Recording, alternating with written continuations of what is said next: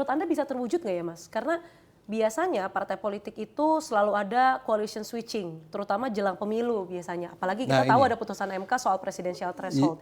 Itu cukup panjang untuk bisa mewujudkan bahwa oke duduk bareng, duduk bersama begitu. Tapi menurut Anda apakah Oleh karena itu kita bisa berbicaranya jangan kepentingan partai politik masing-masing. Oke. Karena kalau bicara kepentingan partai politik masing-masing atau kepentingan kita pemilu nanti berikutnya ya itulah yang akan terjadi. Tapi kita harus duduk berbicara, diskusi dalam satu persepsi bahwa 10, 20, 30, 40 tahun lagi Indonesia itu pengen seperti ini. Oke. Ya kan?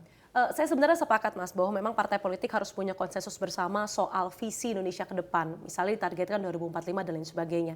Tapi saya mau ambil contoh misalnya Pak Jokowi, Presiden ke-7 Republik Indonesia. Itu kan fokusnya ke infrastruktur. Kita tahu betul ada proyek mega, di sana ada IKN.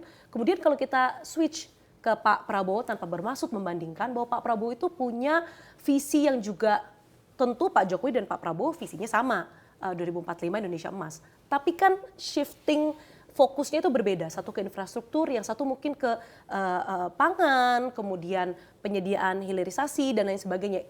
Bagaimana Anda melihat ini? Jadi saya kira enggak ya, kita tuh kan Pak Prabowo juga melanjutkan apa yang sudah dilakukan oleh Pak Jokowi dalam arti beliau sudah meletakkan dasar-dasarnya. Ya kan, pembangunan infrastruktur. Pembangunan infrastruktur kita lihat masif waktu itu di era Pak Presiden Jokowi dan ini membuka akses-akses investasi misalnya. Investasi, ya kan. Nah, sekarang yang dilakukan adalah bagaimana satu pemenuhan kebutuhan dasar masyarakat terpenuhi.